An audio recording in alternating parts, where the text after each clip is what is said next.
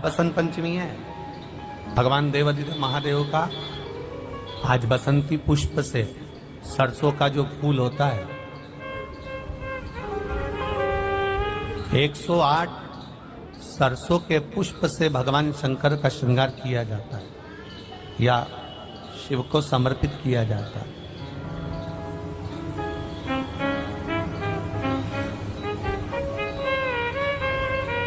अगर डॉक्टर बोल भी देता है कि ऐसा लग रहा है कि कोई बड़ी बीमारी आने वाली है, शरीर में कोई ऐसा रोग आने वाला है कि ये बहुत बड़ा रहेगा, हम उनको हमेशा कहते आए हैं कि प्रयास करना कि बसंत पंचमी के दिन सरसों के फूल 108 शंकर भगवान को चढ़ जाएं, उसके बाद जांच करवाना प्रारंभ करो, बड़ी बीमारी नहीं आएगी, बाबा उसको टाल ही देगा।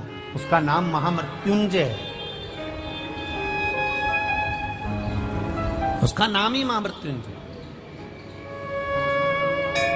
और हमने पहले भी बैतूल की कथा में कहा था कि सरसों का जो पुष्प होता है, कोई आप कार्य करने के लिए जा रहे हो, कोई ठेकेदारी करने के लिए जा रहे हो, उसमें भी सरसों का पुष्प देवादिदेव महादेव के लिए बहुत प्रबल होता है, बहुत। जी का एक नाम शारदा है, क्या नाम है? जम के बोलिए जरा। शारदा। ये शारदा नाम कहां से पड़ गया? सरस्वती माता को शारदा नाम किसने दिया था? भाई नामकरण होता है तो हमारे यहाँ तो आज भी नियम है हमारा, ये बुआ कोई नाम बताती है, मामा जी कोई नाम बताते हैं और दादाजी कुछ बोलते हैं, कोई बोलेगा टिक्कू, कोई बोलेगा पिक्कू, कोई बोलेगा कुछ, सबके नाम अपने अपने रहते हैं, कोई प्रेम से क्या बोलता है। तो सरस्वती का शारदा नाम किसने प्रदान किया था? माता सरस्वती को शारदा संबोधन किसने दिया था? माता सरस्वती को शारदा का संबोधन किस समय पर प्रदान किया गया था? जिस समय पर शंकर और पार्वती भ्रमण पर निकल रहे थे और भगवान ब्रह्मदेव सरस्वती को ढूंढ रहे थे, और माता सरस्वती को ढूंढते हुए ब्रह्मा जब भगवान शंकर की साक्षी में पहुंचे हैं, तब भगवान शंकर से ब्रह्मदेव ने कहा, आप कहीं सरस्वती को देखें तो मुझे भेजिएगा, मेरे पास में भेजिएगा। शंकर भगवान ने उसी समय पार्वती से कहा, पार्वती, जैसे एक स्त्री जो पतिव्रता धर्म का पालन करने वाली है, एक नारी पतिव्रता धर्म का पालन करने वाली होती है, पति को परमेश्वर मानने वाली होती है, पति के चरणों का रसतत्व ग्रहण करने वाली होती है, तो वो पर पुरुष का स्मरण नहीं करती। उसी तरह एक पति जो अपनी अर्धांगिनी के साथ में रहे और अर्धांगिनी के साथ चले, तो पर नारी का स्मरण नहीं होना चाहिए। तो एक काम करो पार्वती, तुम उस सरस्वती को बुलाना प्रारंभ करो।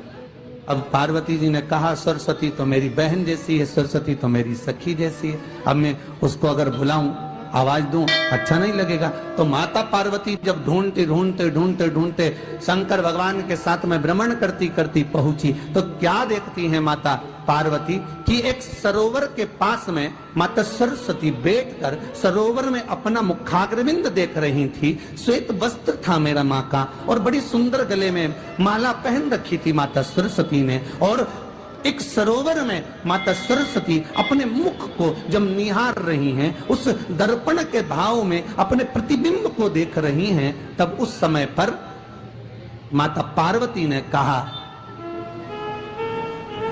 शारदा,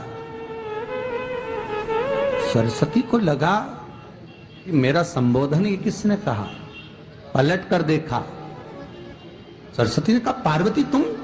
हाँ, मैंने तेरा जो दर्पण में प्रतिबिंब देखा है, तेरा स्वरूप देखा, पर तू इतनी सुंदर है, इतनी सुंदर है, पर तेरा जल में जो स्वरूप देखा ना, वो नीला दिखाई दिया, थोड़ा सा श्याम दिखाई दिया, इसलिए मैंने तुझे शारदा कह दिया। आज भी हमारे मध्य प्रदेश के कटनी और सतना के बीच में महियर में आज भी शारदा भवानी विराजमान है।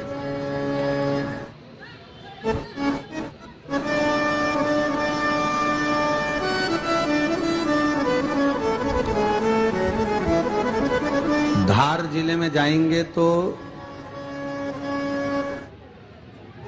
बाग क्षेत्र में मां बागेश्वरी मां शारदा आज भी विराजमान। कहा सरस्वती जी पूछी, पार्वती तुमने मेरे को शारदा क्यों कहा? क्योंकि तेरा जो प्रतिबिंब था वो शाम नजर आ रहा था मुझे।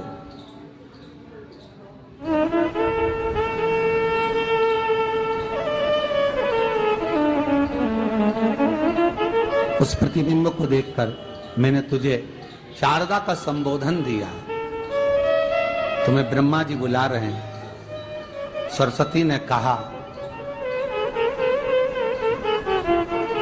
पार्वती मैया दीदी, आपने मुझे जो नाम दिया है, जगत के लोग, संसार के लोग मुझे इस नाम से जब पुकारेंगे तो ये शारदा, ये सरस्वती स्वयं उसके कंठ पर, उसके मस्तिष्क पर सदा विराजमान रहेगी, ये शारदा बनकर। इसलिए हमारे स्कूलों में, हमारे काव्य ग्रंथों में, हमारे जो कविगण रात्रि को जो काव्य पाठ करते हैं, कविता का स्मरण करते हैं, वो सरस्वती की वंदना नहीं करते, हे शारदे मां, शारदा की वंदना करते।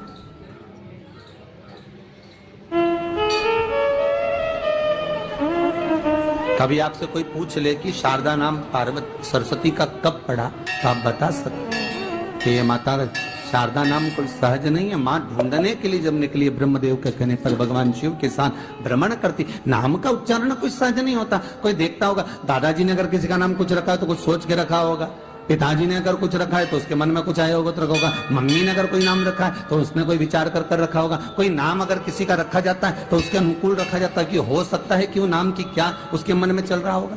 तो शारदा का संबोधन कोई सहज नहीं है। माता सरस्वती का एक नाम शारदा हुआ, इसलिए संबोधन में सरस्वती कम शारदे मां ज्यादा बोला जाता है। आप कब्द पाठ कर लो, नाम जाप कर लो, स्मरण कर लो।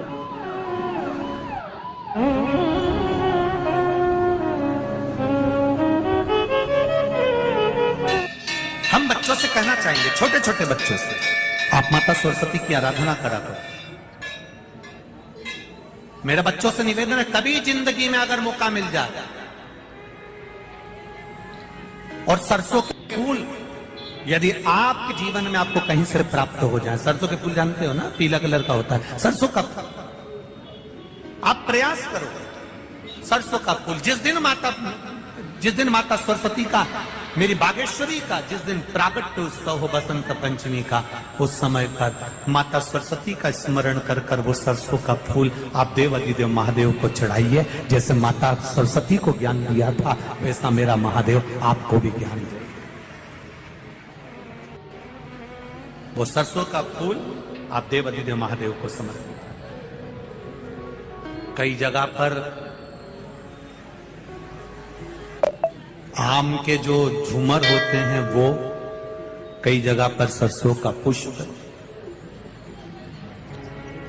सरसों का फूल वैसे शिव महापुराण के अनुसार अगर अपन देखें तो बड़े रोग में भी कारगर होता है। जिसको कैंसर जैसा रोग हो जाता है या किडनी लीवर जिसका डैमेज हो जाता है, इसके लिए हमने पहले भी कथाओं में वर्णन किया है। बसंत पंचमी का दिन, महाराज सरस्वती का दिन, जिस दिन जो बच्चा पढ़ने में कमजोर होता है उसके हाथ से बसंत पंचमी के दिन सरसों के 31 फूल शंकर जी को चढ़ा दिए जाते हैं तो बच्चा पढ़ने में अव्वल निकल जाता है। उसके बच्चे को कभी नहीं कह सकते कि पढ़ने बैठ, वो खुद बैठेगा। केवल आज बसंत पंचमी का दिन, एक ही दिन चढ़ता है। और बाकी के सरसों के फूल आपको मालूम है कि रोग मुक्ति के लिए तो होते ही हैं। ये तो आपको पहले भी वर्णन किया महाराज कि जब कोई एकदम रोग आ जाए और डॉक्टर एकदम बोल दे कि ये रोग भारी आ गया है और इसकी जांचें जाएंगी और फिर ये कुछ भी हो सकता है, तो क्या करा जाता था कि 108 सरसों के फूल लाकर तुरंत शंकर भगवान को चढ़ाए जाते थे महाराज। तो चढ़ाने के बाद में रिपोर्ट अच्छी आती है। ऐसा नियम है। कहीं ठेका कोई ठेकेदारी करते ना, जो ठेका भरते हैं कि भाई मेरा टेंडर आना चाहिए, मेरा ये काम होना चाहिए, मेरी मल्टी बनना चाहिए, या मेरा ये काम के लिए जाना हूं, ये काम फतेह होना चाहिए, उसके सबके हाथ पैर जोड़ने से अच्छा है एक काम करो, बस 108 सरसों के फूल उठाओ, शंकर जी का उद्धतेश्वर महादेव का नाम लिखो और छोड़ दो, शिव जी के ऊपर एक एक कर चढ़ा दो, वो ठेका तुम्हें ही मिलेगा, वो काम तुम्हारे पास ही आएगा। बस केवल अवधूतेश्वर अर्थात ये जो क्रम है, ये वो क्रम तो 108 सरसों के फूल का आप कभी भी कर सकते हो, पर जो ये बच्चों के लिए किया जाता है वो केवल बसंत पंचमी के दिन ही होता है। शिव को प्रिय है पुष्प में आंक का पुष्प, जो आंकड़े का पुष्प होता है शंकर को बड़ा प्रिय है। और दूसरे नंबर पर शंकर को प्रिय है शमी का पुष्प, बहुत ध्यान देना महाराज। तीसरे नंबर पर शंकर को प्रिय है महाराज सरसों का पुष्प। सरसों होती है ना, जो राई अपन बोते हैं, सरसों बोते हैं, उसमें पीले कलर का जो पुष्प लगता है। हमारा तो निवेदन रहता है जब तक सरसों आए तो प्रयास करा करो कि सरसों के 108 पुष्प शंकर भगवान पर चढ़ाना प्रारंभ कर दो। महाराज ये पक्का है कि वर्ष भर कोई बड़ी बीमारी आपको घेर नहीं सकती अगर सरसों के फूल शिव को चढ़ रहे हैं तो। और प्रयास करना कि सरसों का जो पुष्प होता है, सरसों का जो फूल होता है महाराज, अगर कोई व्यक्ति को किडनी या लीवर से जुड़ी हुई कोई तकलीफ होती है, या किसी व्यक्ति का एक्सीडेंट हो गया होता है और उसका कोई अंग रह गया हो, कोई शरीर का कोई भाग रह गया और वो काम नहीं कर रहा हो, जैसे किसी के पांव रह जाते हैं एक्सीडेंट के बाद, किसी का हाथ रह जाता है, या कोई अंग काम नहीं कर रहा हो, वहाँ ब्लड पहुँच नहीं रहा हो, वो जगह एकदम सुन्न हो गई हो, खाली पड़ गई हो, तो उसके लिए शिव महापुराण की कथा कहती है कि सरसों के पुष्प 11 शंकर जी के राइट भाग में, जहां शिव जी के गण दरवाजे के द्वारपाल मणिभद्र जिस जगह पर निवास करते हैं, कौन निवास करते हैं? मणिभद्र। शंकर जी के दरवाजे के द्वारपाल है मणिभद्र जी, तो मणिभद्र दरवाजे के द्वारपाल में राइट भाग में मणिभद्र जी विराजते हैं। मतलब राइट भाग कौन सा हुआ? जब आप मंदिर से बाहर निकलेंगे तो राइट भाग, मंदिर में प्रवेश करेंगे जब राइट नहीं होना चाहिए, आप मंदिर से जब जाएं तो राइट भाग। मतलब आप मंदिर से राइट से जाएंगे तो शंकर जी का भी राइट हो जाएगा, क्योंकि शिव जी ऐसे बैठे हैं तो शंकर जी का भी राइट हो गया, देवता उनका भी राइट हो गया, तो राइट भाग सीधा हाथ मणिभद्र जी का स्थान। 11 सरसों के पुष्प मणिभद्र के उस द्वार पर आप रख दीजिए, और मणिभद्र के द्वार पर रखकर अंदर जाकर 108 वापिस जब आप बाहर निकल रहे हैं, ये पुष्प आप रखने के बाद एक बार बाहर जाएंगे, फिर वापिस आएंगे मणिभद्र रखने के बाद, और अंदर जाकर 108 सरसों के पुष्प शंकर को समर्पित करेंगे महाराज। उस सरसों के पुष्प जो शिव जी को आप समर्पित कर रहे हैं उसको वापिस लेकर आएंगे, श्री शिवाय नमस्तुभ्यम बोलकर उस सरसों के पुष्प को महाराज सरसों के तेल की बोतल में उसको प्रदोष काल में उस तेल को वापस ले जाकर चढ़ा दीजिए शिव जी को, उसको वापस लेकर आ जाइए। उस तेल का प्रयोग आप नाभि में डालिए, और जो शरीर काम नहीं कर रहा उस स्थान पर कम से कम 15 दिन 20 दिन तक उसकी मालिश करना प्रारंभ करिए। बाबा चाहेगा तो चलाने का प्रयास कर देगा और वो अंग वो शरीर काम करने लगेगा। मणिभद्र का स्मरण, श्री शिवाय नमस्तुभ्यम, सब बोलिए एक बार जमकर, श्री, अरे पहले बोल दिया, हमारे साथ तो बोलो, श्री शिवाय नमस्तुभ्यम। भगवान शिव के मंत्र का स्मरण कर कर करते सरसों का जो पुष्प है उसमें आनंद की अनुभूति है, आनंद की